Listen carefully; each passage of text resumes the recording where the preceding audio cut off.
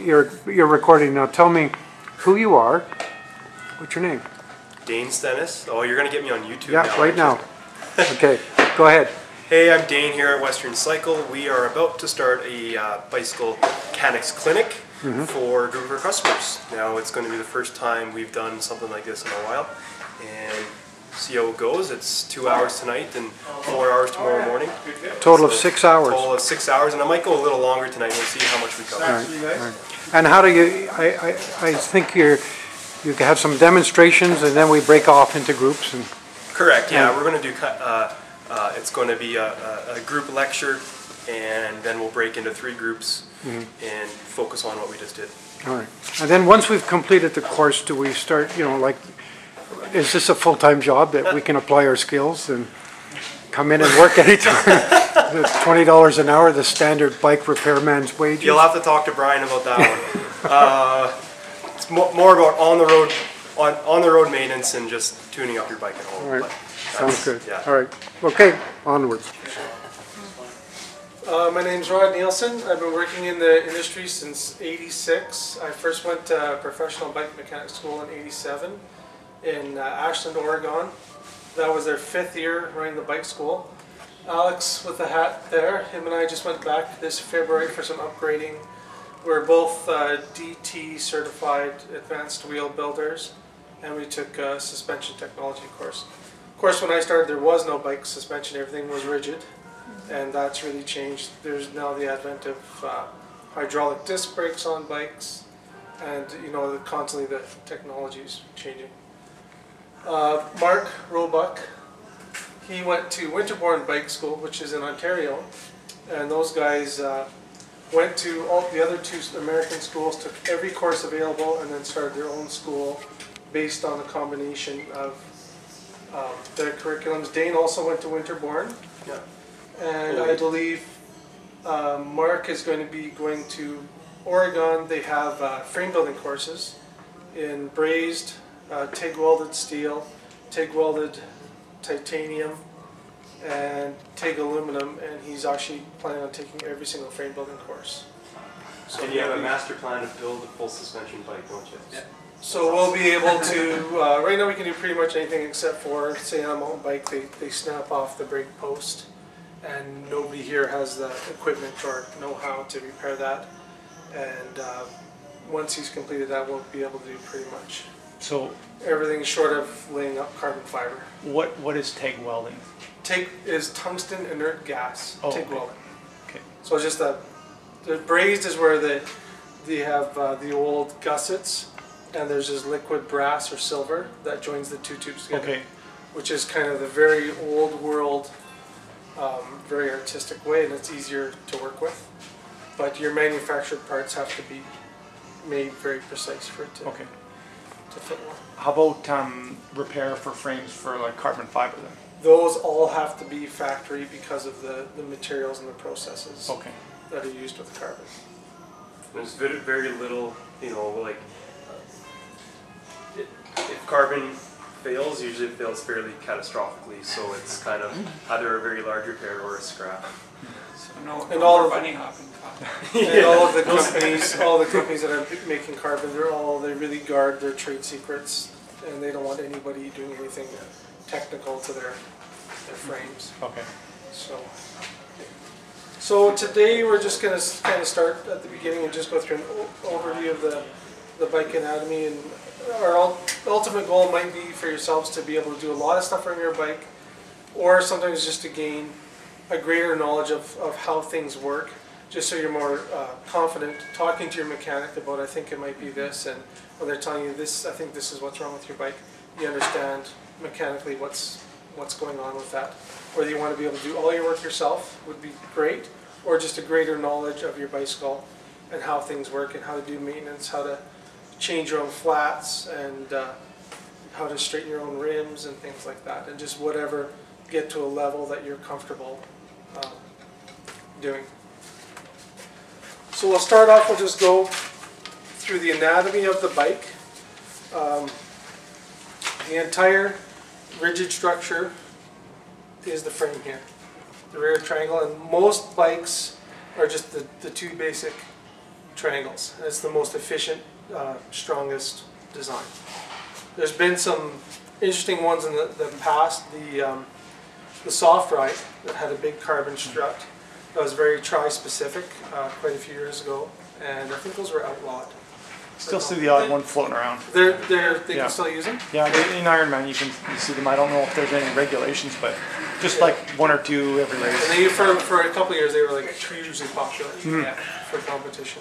But this is just the basic. And then your materials can be steel. And there's varying grades of steel, or aluminum, or carbon composite. And there's about 1 million grades of carbon composite, where they can have all different characteristics of strength, weight, vibration, damping, and they can manipulate aluminum quite a bit as well. With steel, it's more of just the actual, the metals that are in the steel to make that changes the way the ride characteristics are. And of course your fork materials are usually steel or carbon. And there's a bunch of different designs. So if you were to buy like a frame for a bike, if you order something like that over the internet, it wouldn't come with a front fork? Some do, some don't. Oh, okay. And some are just frame and fork. And your steering bearings, that's called the headset, that whole bearing mechanism. And some are frame, fork, and headset.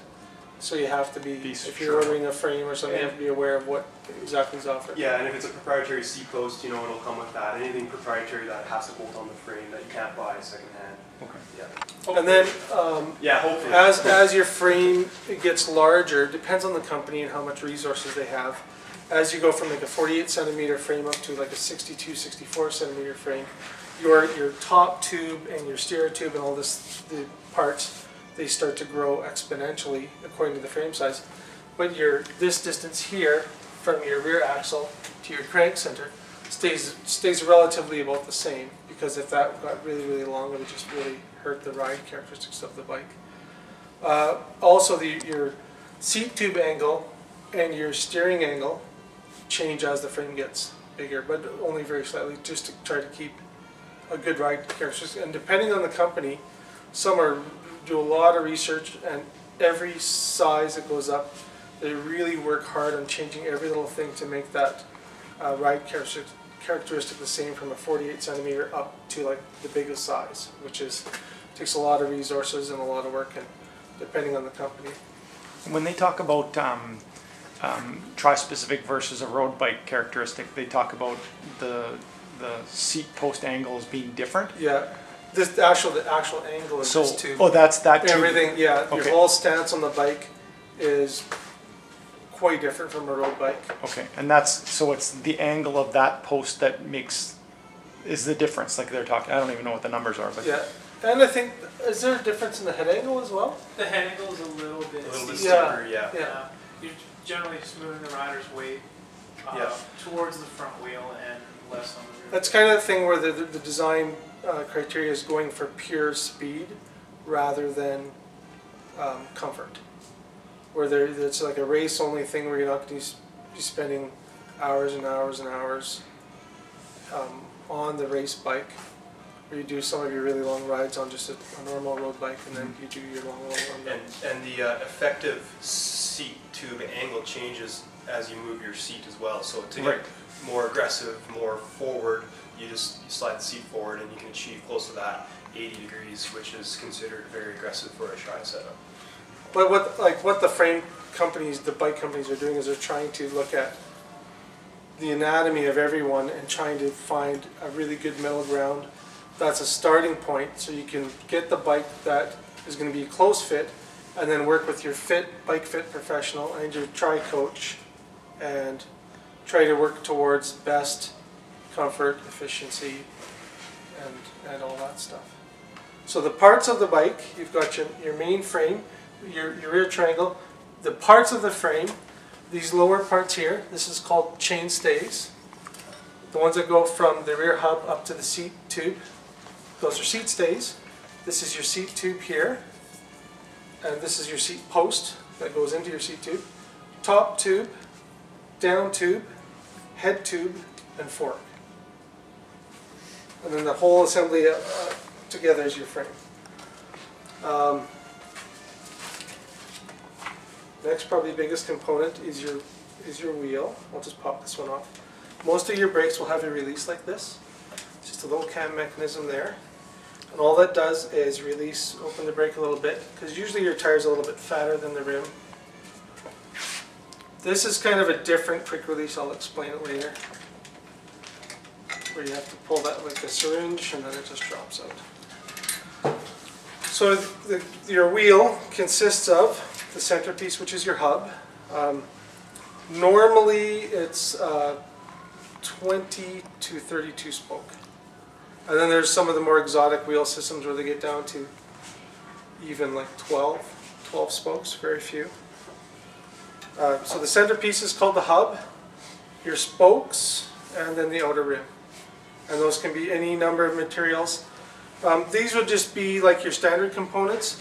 When you look at wheel sets like Reynolds and some of the more exotic Mavic systems and that, those are designed as a total system, so you can't change out the spokes to something different than what's in there because it's not engineered to have anything else, any different parts in there. Some of them you can't even take them apart or straighten your rim. There's no way to actually true the wheel, so it's like race only stuff. You ride it till it explodes. Like the head tri-spoke, you know, just three thick spokes and you can't. Yeah, and some of the disc wheels. Yeah, disc wheels. Is there any way that you can, like that's what we have, those head spokes? The tri-spokes have to be sent back Okay, so there's... for a straightening, and I don't know exactly what the process involves, but a lot of compression on like the whole blade. Is there anything like, we take them off and put them on a hook like this in the winter time. Is there any way that they should be stored better than that? No, that's fine. Hanging them is not going to damage them. Probably, just keeping them in a wheel bag is probably the nicest. And you could let your tires out, but keeping them inflated is fine as well. The wheel itself has a lot of stored energy in it to begin with, so just leaving it as it is not going to affect it. Like having it sit on the floor in the corner for 6 months in the winter is going to warp the tires. No concern about that. So that's your basic components of your wheel. Spokes almost always they're stainless steel. There are some that are aluminum and some that are carbon, but the cheapest and the strongest for the money is stainless steel. Once you get up into the other stuff, it's for pure weight savings and performance. The rims, now they're mostly aluminum. You'll see some that are carbon and some that are aluminum rim with just a carbon fairing over top for aerodynamics, and some other ones that the carbon is all structural. So then there's just different types depending on how light, if you want it really light or really to cheat the wind as much as possible. So that's your wheel, and your front wheel of course is symmetrical, like your spokes go up at the same angle and they have even tension on each side. And then your rear wheel, to make room for your gears, your cassette cluster, the wheel is slightly offset, and that's referred to as dish. So usually your drive side spokes are almost straight up and down, where your non-drive are at an angle. And these spokes on this side carry most of the load. And that's done that way just so it has room for the gear cluster. And these are a little bit, and then when you build a wheel, you're concerned about the tension on this side, and that has to be within a certain parameter, and this side it really doesn't matter, because this side's doing 90% of all the work. And that goes for any wheel. So that's your wheels. Do you want to grab me a hub? Sure. So cogs on it? We'll just grab a hub there. So you got your gear cluster here, and you'll notice if you've got like a mountain bike and then a racing bike, generally the size of these on the racing bike, whether it's tri or road, is quite smaller. And then your front gears here, they're larger, and that's just to get that high gear ratio so you can go at a good speed.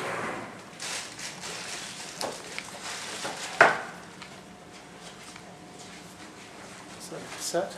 Yeah. So your hub contains this little piece here.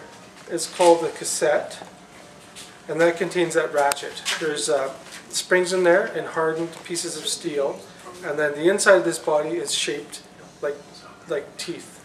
So it'll just, when you turn it this way, it has little springs inside there, and then they're called pawls, and they fold down, but then when you go to drive forward, they stick out and they catch those teeth, and that's what engages and allows you to transfer your energy and go forward. I'm not sure what year this basic design came out, but when you have this in your bike frame, the distance between your bearings that the wheel glides on in your frame is almost exactly the same. And what that does is it makes it way, way more structurally stronger than the old style, which was just a thread on freewheel. So this thing, the clicker, is contained as part of your hub. And then your gears are a separate item, where this type is like the old school, and this is called a freewheel, and your clicker is built into this. And the design with this was, it just threads on, that hub there is threaded on one side. And the distance you can see on that hub, the distance from your bearings to your bike frame isn't the same. So if you hit a pothole on the road, or you hit a bump, what happens is that acts like a lever and it wants to bend the axle. So you'll see them on like the department store bikes.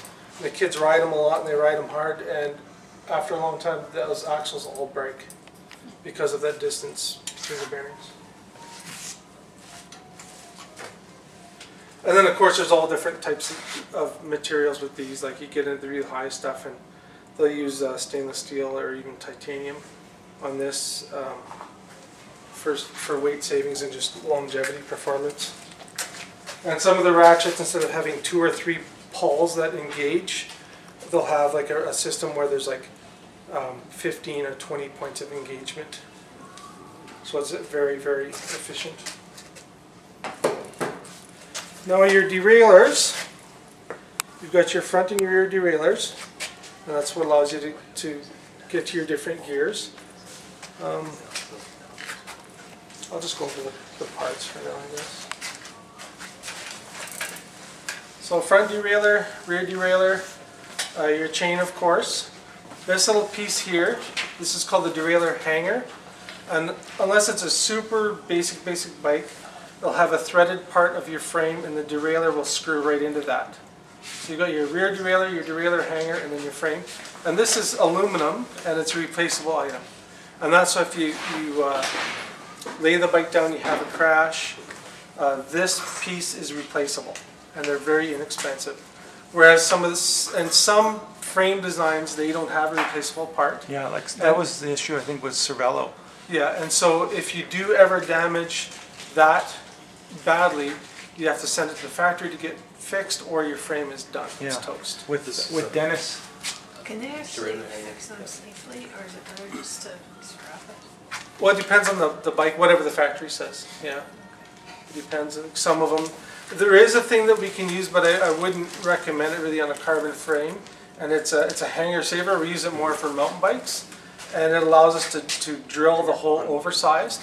And it's a hardened steel thing that comes from the other side. And then your derailleur screws into that. So kind of as a last ditch effort. You can send your carbon frame back for a new dropout to be bonded in. Yeah. About $200. From Trek? From Trek. Yeah.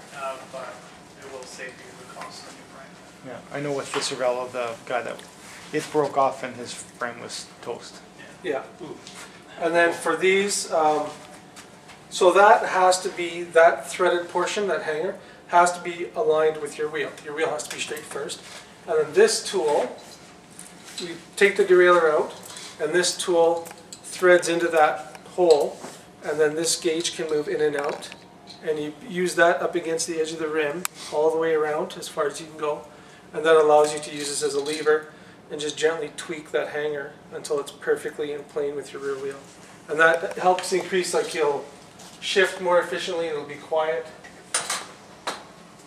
But we use that on every new bike we build, we check it with that. And for the bikes that come in with repairs, especially with kids, they get home, they jump off their bike and run into the house and just ghost ride their bike. And so they bend a lot of derailleur hangers and stuff. Not all kids, some kids. So you've got your derailleurs, chain. This, just the gear cluster, is called the cog set. And this is your crank set, these two arms here. And then the chain rings, chain ring bolts. And then inside here, your bearings. This part of your frame is called your bottom bracket. And this would be your bottom bracket assembly. And there's bearings in there. Part that goes to here is your axle. And then your crank bolts here. And most of you would use a Square taper. pedal system with a clipless pedal. So that is just like a basic lower end bottom bracket. Okay. Slides right in. Just Yep. It threads in these threads and these threads actually thread into the threads on the frame. Most of the older bottom bracket assemblies, they were rebuildable. Like you could take them apart, take out the bearings, put new balls in, new grease, and rebuild them. But most of these newer style, most of them are cartridge. They're self-sealed. And then you get to the really high-end stuff where your frame's carbon fiber, and the frame will actually be machined out at a very precise tolerances, and your bearings go right into your frame. So they do this, go directly in the frame, and then your axle goes in the bearings. So it lowers your parts count, and it makes this part of your frame as wide as possible, right up to the edge of the bearing, so that you get huge torsional stiffness. So basically energy transfer. So it tries to harness as much of that pedaling energy as possible into forward motion for better efficiency. But that's only on your like really high-end stuff where there's actually no bottom bracket. There's just bearings right in the frame, and then your axle, and then your cranks. Most of these, the headset, the steering here, most of these bearing systems are the same. It's a cartridge bearing. It's not rebuildable. When the bearing does wear out, you just press in either a whole new headset assembly or the new bearings themselves. Okay, and then this, so your fork, the inside of the fork that goes up all the way to here, that's called the steer tube. And this assembly here is called the stem. And then your bearing assembly, like we mentioned, is called the headset. Most of the newer bikes, the older style, the tip of the fork was threaded. Almost everything now is threadless. So that tube, the steer tube that comes up here, is a perfectly smooth tube. There's no threads on it whatsoever. And this little top cap here, there's a little nut inside there called the star nut, and that allows this to pull down and squash everything together. And all that does is preload your bearings. The reason they took the threads away is that they can use a bigger bearing here than the older style, and it's much more strong and stiff. Whether it's a road bike, mountain bike, tri-bike, it's a structurally better system. The disadvantage is if you want to change your handlebar height substantially, you have to buy a different stem. The old ones used to be able to loosen a little bolt and they just move up and down, and there was a range that was marked on there for safety. But so these ones, if you want to change your fit, you have to actually change components, change your stem, change your bars. And of course your handlebar, most of the road stuff now, they used to have the older style shifters down here on the frame. Most of the ones are now all integrated one piece up on the handlebar. So your shifting and your braking is all contained in this pod here. You've got your brake levers, your lever hoods is up there, bar tape. And then for touring bikes, a lot of the touring bikes have shifters built into the end of the handlebars here. And for tri-bikes, you have the same style of shifter, but on your tri-bars way out in front of you for aerodynamics. Your brakes, you've got your brake lever, and then these parts here, this is called your brake caliper. Most of them are very similar design. You've got one main pivot bolt here, and then your brake pads, and your cable stop, and then your cable pinch bolt, and then this cam to release it to get your wheels on. How are we doing for time? Safety check. Yep, a little over, but we're good. Okay, safety check. For like if you've had a crash or just check your bike in the spring, you're going to take your bike out and ride it? Well, before you ride, what should you do? Like every ride, a couple things just to make sure that your bike's safe to pedal. Okay, first thing is just a visual inspection of your bike. And high stress areas would be like right here where your top tube and your down tube meet the head tube here, and these welds here. So you get, our light isn't the greatest right now, but you'd get a flashlight and you'd inspect these welds for cracks. And then carbon, you listen for A change in the sound. a change in the sound. So if you run your hand down, if this is carbon, and you hit a dead spot, Yeah. usually that's an indication recommend of using a coin. A coin, yeah. And it should be kind of like a loud, snappy sound. And if it sounds like flat, or there's not a lot of echo from hitting it. With carbon, that would kind of be a deal like after a crash if you've laid your bike down, because the fatigue life of carbon is like But nearly use, infinite. visually inspect it. Yeah, and then take a good look at your bike and inspect for any cracks. One thing that people have to be careful with is car racks, especially if you have a carbon fork, and the rack type is the type that clamps your fork. Is you have to make sure that it's secure enough that it holds your bike firmly, but it's not over tight, so it can actually cause some sort of structural damage to your fork. So you want to check those, and it's happened in the mountain bike industry where people have had that really tight, and they've driven their car, they're going to a race, they have their mountain bike on the roof rack, and they're doing 140 around corners on the highway, and they've actually stressed out their dropouts on their rock shock, and during the race it snapped off. And then what happens is they at the factory they can tell if you've had that over tightened in a car rack. It just shows up. They can tell them that there's no warranty on it. Or if you forgot your bike was on your roof rack and you drove into your garage. I'm waiting for the day. That's a bad one, yeah. Other thing you want to check, I'll leave this wheel off for now, is you want to check for anything loose on your bike. So you can just grab your frame and grab your rear wheel and grab it by the rim and just flex it back and forth. And there should be no side play. It should spin freely, but you don't want it to go clunk clunk. And if it's loose, you can feel it instantly. You can feel that movement, and it'll, like if it's loose, it'll roll really smooth. But if you're actually riding that in a race and you've got your brakes set up fairly tight, every time you go on a slight corner, that rim's going to drift over and just kiss your brake pad, and it's just going to scrub off your energy. So that's just wasted energy. And over time, it can kind of be a safety issue if it's ridden loose for a long time. Same thing with your cranks. Don't grab your pedals, grab your crank arms, and just push those back and forth. And you can, if it's loose, if the bearing is loose in here, you can feel it. There are some bearing systems that are designed to have a tiny bit of free float, but you don't want it so loose it's like clunking back and forth. In which one? In the bottom bracket? And just some, like whether it's wheel, bottom bracket. Yeah. Okay. Cartridge bearings just because. And then your headset, your wheel has to be on. You can feel it a little bit just like going like this if you have your wheel out. And same thing, you're just trying to feel for that, for free play. But when you're riding it, if you have a loose headset, you'll feel it, especially under braking. It'll kind of oscillate like this, and it'll chatter, and you can kind of feel it clunking.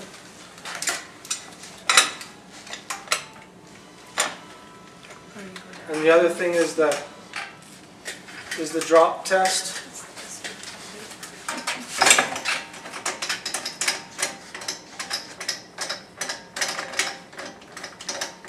And that's how we, after a while, you just let your bike drop on the ground slightly. You've got to have lots of air in your tires. And there's something to hear the reflector around, but if there's a loose bearing somewhere, you'll feel it. You do that, you can feel, and then you just have to go from there and try to figure out where that's coming from. Make sure your brake in here isn't loose, and you just, when you do this, grab the front brake and just rock the bike back and forth, and you can see if it's there. Another way is to put your hand around here where the shims meet the head tube. Grab your front brake and just rock it gently back and forth. If that's loose, you'll feel the movement between your frame and the top shim on your headset. And again, you want that to be really easy to turn, like nice free turning, but no playing it. Another thing you can check for is if you've gone over railroad tracks really hard or something. Sometimes where each ball bearing is in your headset, it'll put a dent in the race if you've had a really hard hit, or you've put your bike into the ditch and then back on the road, and if it goes like it's indexed where it feels like it has little detents in it, then you'd have to get that fixed or replaced, because that can be dangerous. Or if somebody's worked on your bike and this was loose and they over tighten the preload on your bearings, and that'll make it really stiff, which can be a safety issue as well. Make sure your quick releases are tight. Oh yeah, okay, we'll go through quick releases. The most commonly utilized thing on bikes, and so dangerous. Yeah. We'll do the rear one first. That's a standard. This is a standard quick release on the back. So all this is a eccentric cam, just like on your brake there.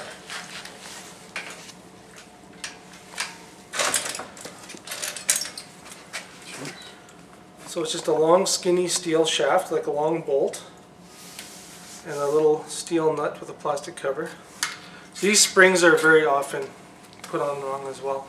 The springs, you always want the skinny part to the inside and the thick part to the outside. Always, always. All the springs do is make it easy to get your wheel on and off.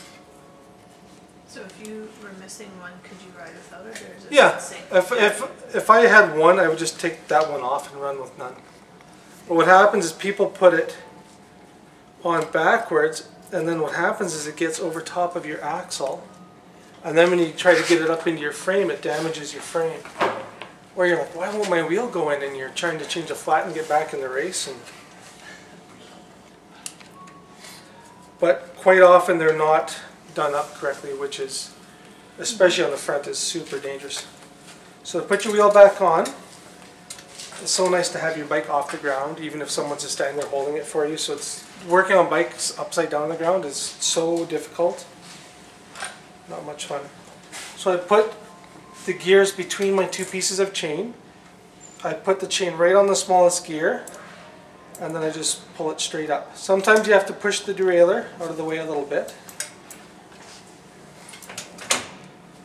And then you pull it straight up as high as it'll go in your frame.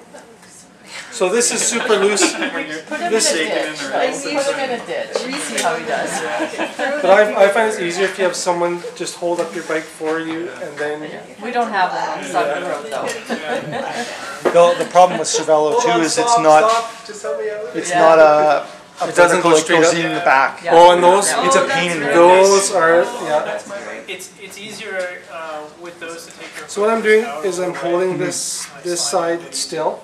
I'm just tightening the I nut. didn't hear. Say it again, Alex? With there's the Cervelo that has that horizontal dropout. It's easiest to take your quick release out all the way. To put it back. Like take the whole post right off? Yeah, the whole long bolts, take it right out. And then put it in How when you're does done. that help? Because it's such a tight fit. This gets in the way. Oh, You're okay. kind of you're trying to pull your chain back Right. with your hand Yeah. and slide it in without having the nut on the end. You Yeah. can kind of squeeze It makes it it past. way easier. Okay. There's some mountain bike jump bikes that are like that. Yeah, mountain bike designs. So when you get this to about 45 degrees, that's a little bit loose still. When you get it to about 45 degrees, you should start to feel a resistance. And then you should just be able to close that with the heel of your hand. And just hard enough so it might put a momentary little dent in your hand. You don't want to be like just reefing on that, that's over tight, and you don't want it so that, just 1 pound of force can knock that open. Can you damage anything by like? Oh yeah, I've had guys, not road bikers, mountain bikers, that for some reason they got in their head that has to be super, super tight, and they've got that on and got it so tight, and then taken a hammer, and they've actually knocked the end of the quick release skewer right off. Or broken axle. I've seen an axle broken that way. Yeah. This is a proprietary, this company Clicks. This is a different one. And this is supposed to be for safety. The problem is 99% of the people don't know how to set it up. It's made it so it can be done with one hand. But the trick is when you first put it on, you have to get that so it has that same adjustment, 45 degrees, push it up with the heel of your hand, and then there's a little lock nut that goes inside here, and then that's never ever supposed to turn after that. They're facing up because of clearance. It's just, they made it so that this, and there's only a spring on one side, they made it so that even if this is loose, that spring still exerts pressure that holds your wheel on. And 99% of forks, there's a few really old school forks that don't have this, but they'll have these little tabs. The little knob on the end. And those are safety tabs in case for some reason your quick release broke or you didn't do it up correctly, you're in a hurry, you had a flat, got your wheel on, it wasn't done up quite right, and that's where your wheel can't just physically drop right off your bike. You'll feel that it's loose and hopefully stop and fix it before. Some people refer to those as lawyer tabs. Yeah. There was an article in one of the magazines about a year ago or so that I read, and there was a group of racers that were actually filing those off. So if they got a flat, they could actually change the tire that much faster. Yeah. But yeah, then there's no safety margin at all. Yeah, I did it once. I swear I'll never do it again. But Yeah. I know the old take the Rock left hand and Shocks, file them off. Yeah. the old Rock Shocks Quadras and stuff had them on the inside and the outside. Oh, So it was like super beefy, so even with no quick release, your wheel wouldn't like fall all the way Right. out.